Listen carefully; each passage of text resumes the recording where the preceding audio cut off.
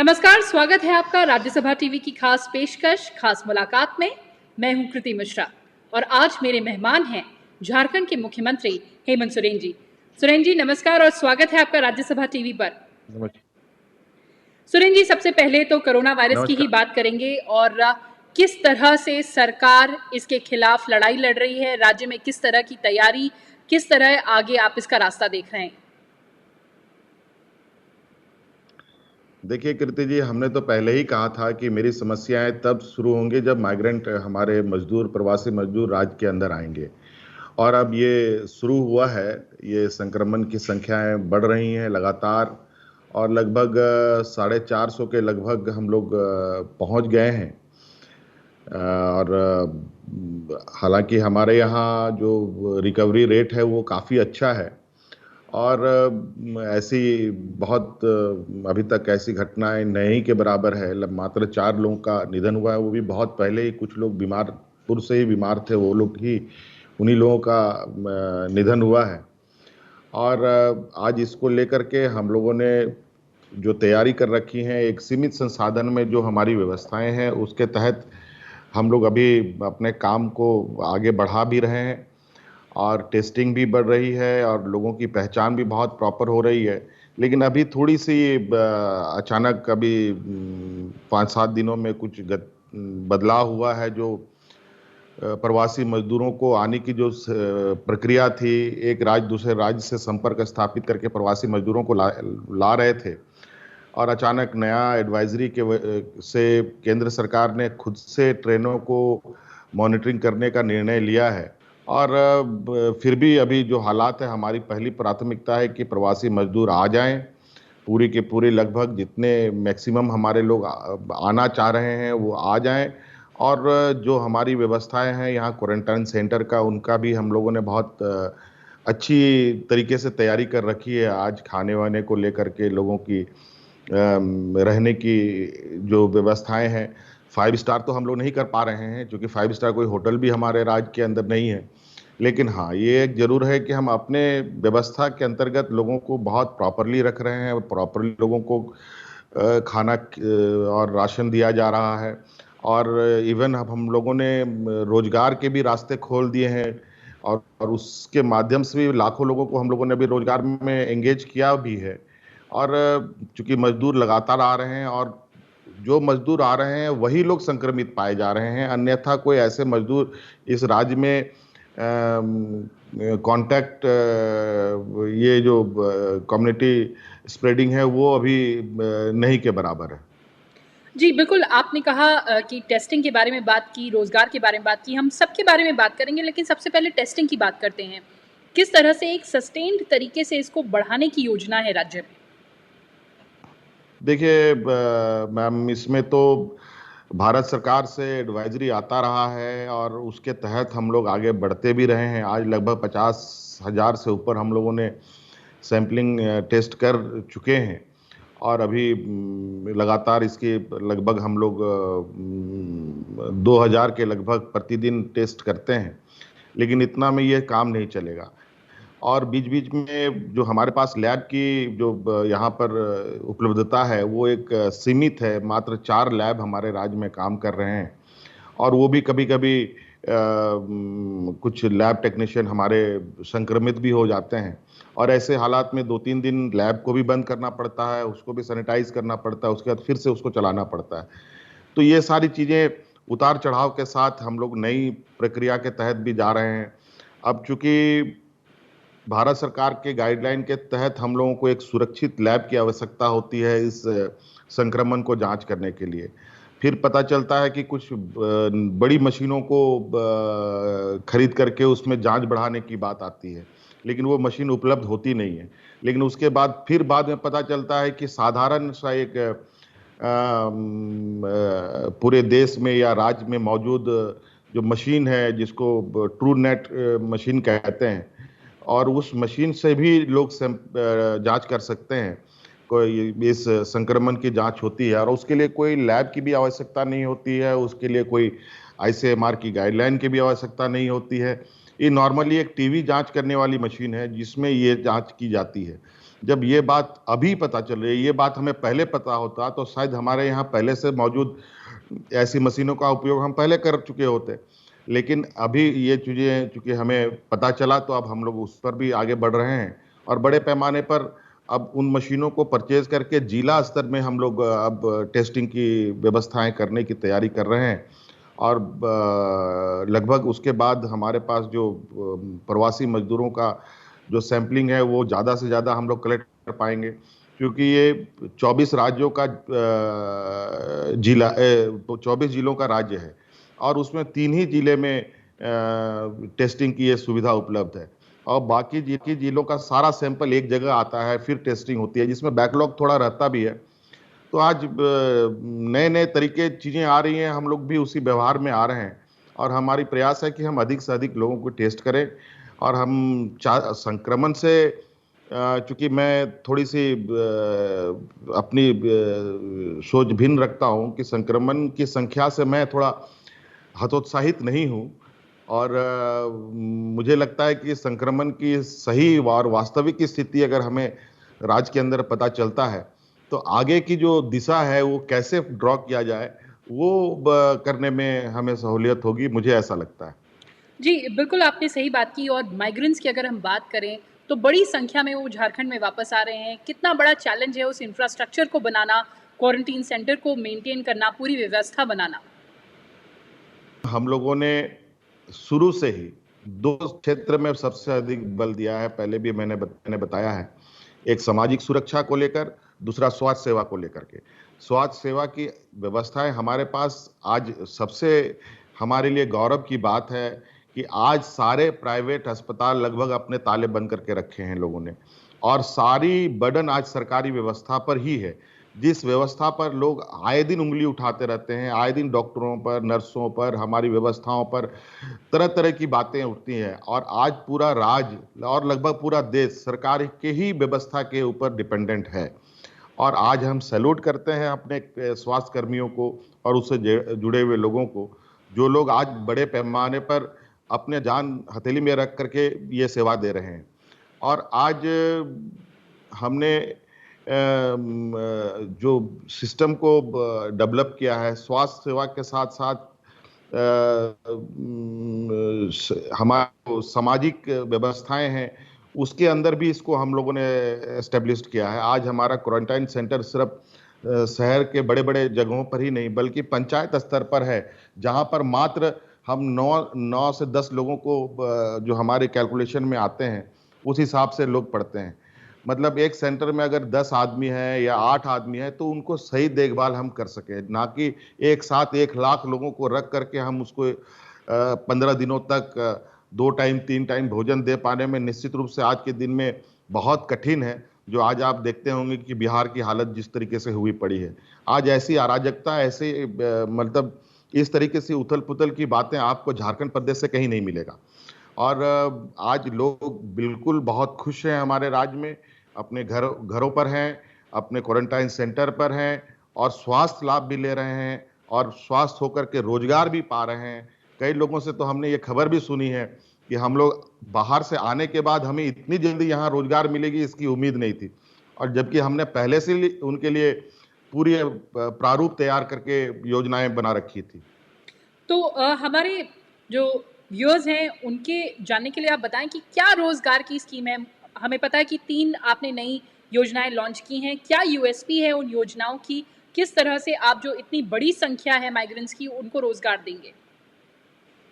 देखिए मैम, अभी हम लोगों ने ग्रामीण क्षेत्र में 3 योजनाएं प्रारंभ किया है। एक तो गांव में वो भी मनरेगा से जुड़ी हुई चीज़ें हैं, उसी को थोड़ा सा हम लोगों ने बृहद पैमाने पर फ्रेम किया है।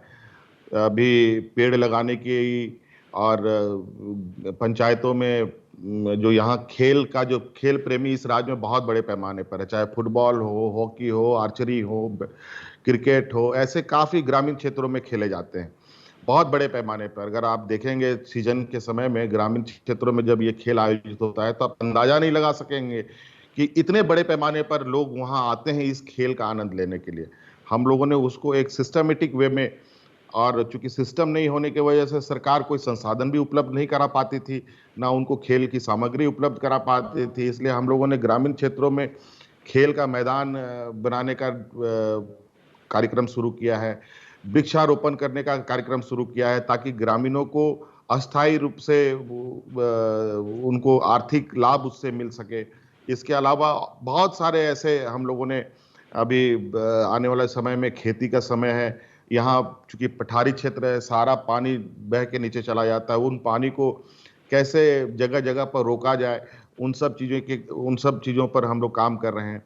अभी शहरी क्षेत्रों में भी हम लोगों ने कल से कार्यक्रम शुरू कर दिया है। शहरी क्षेत्रों में चूंकि आपको पता है अभी लॉकडाउन है, कोई गाड़ी घोड़ा नहीं चल रहा, सारी दुकानें बंद है, लोग आवाजाही बंद है।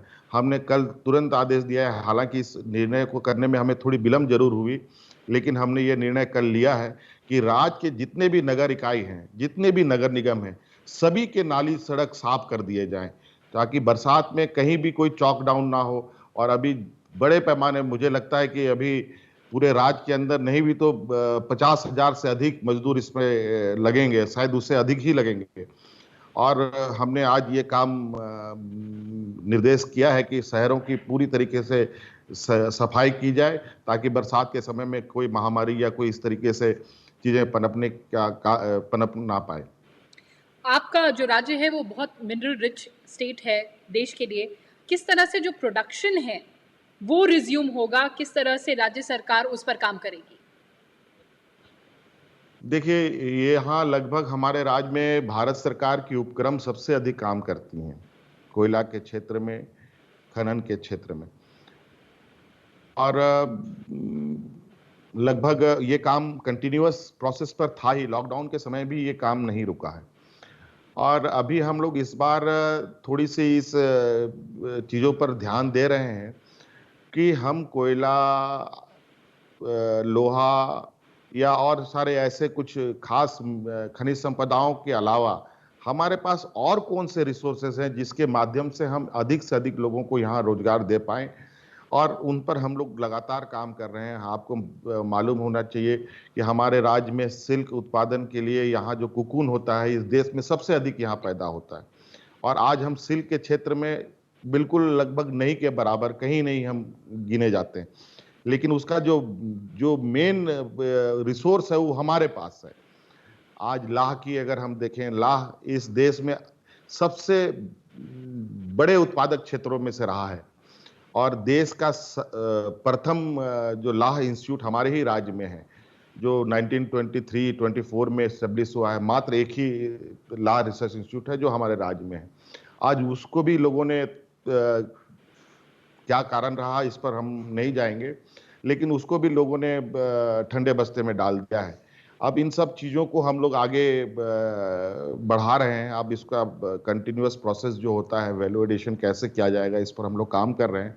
आज हमारे बड़े पैमाने पे लोग यहाँ से प्रवासी मजदूर सूरत में जाते हैं और करते क्या है, वहाँ धागा बनाने का काम करते हैं, जबकि धागा बनाने का काम हमारे यहाँ पहले से मौजूद है। आज हमारे यहाँ कोकून पैदा होता है, आज उससे हम धागे बना सकते हैं, धागे से हम रेशम, सिल्क वगैरह बना सकते हैं। आज इसका जो ये प्रोसेसिंग सिस्टम है उसको डेवलप करने का हमारा कार्य योजना तैयार हो रहा है। और मुझे लगता है कि सूरत का काम हम आप इस राज्य में भी कर सकते हैं, और पहले से भी किया जा सकता था, लेकिन ये सारी चीजें किन वजह से रहा है, इस पर चर्चा करेंगे तो बहुत लंबा हो जाएगा ये बातें।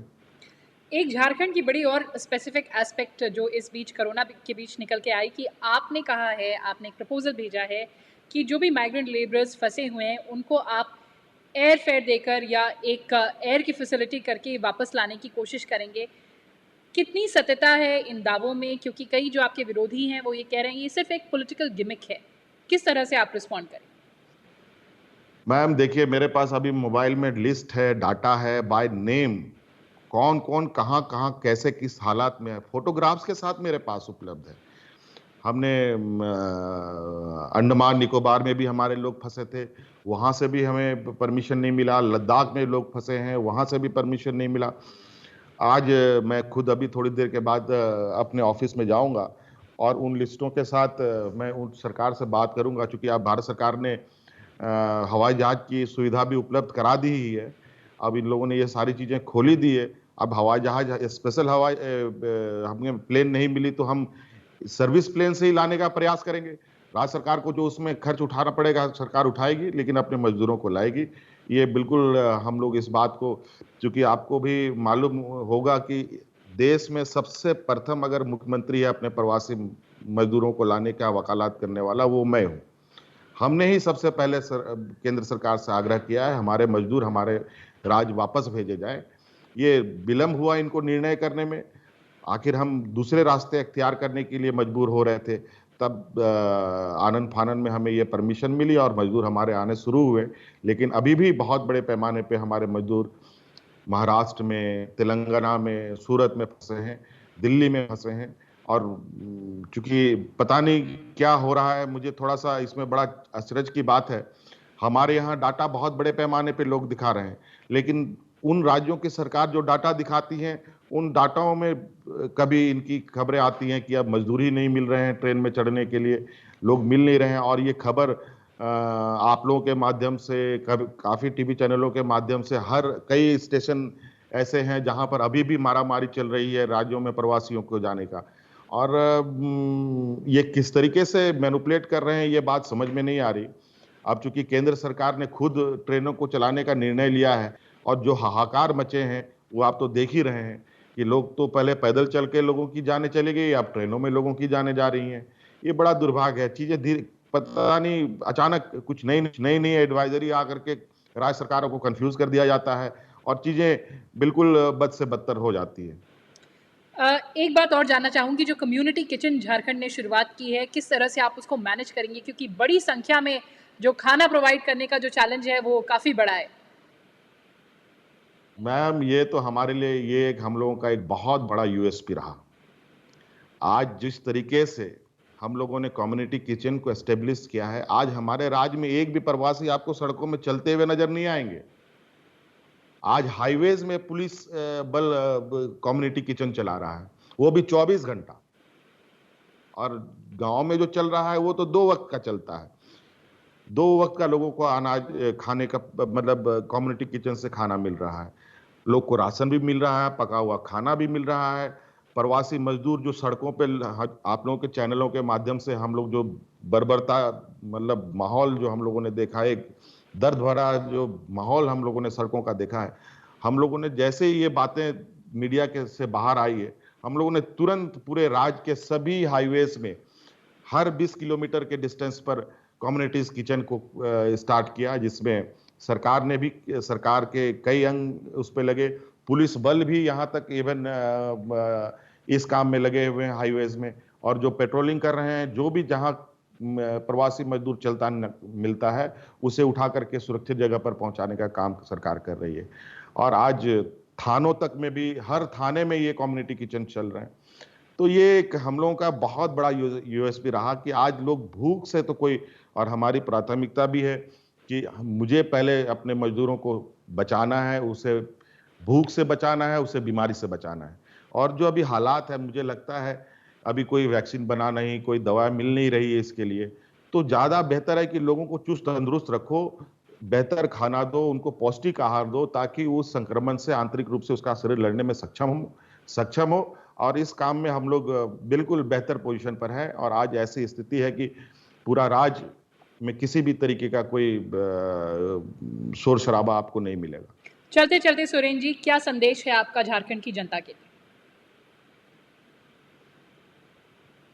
मैं अपने राज्य के राज्यवासियों से यही आग्रह करना चाहूंगा कि आप कि दुख और दर्द को मैं बहुत अच्छी तरीके से समझता हूं और बहुत करीब से मैंने महसूस भी किया है, क्योंकि हम भी उसी वर्ग से आते हैं। हमारे माता पिता ने भी मजदूरियां की है, दूसरे के घरों में, दूसरे के खेतों में मजदूरियां की है।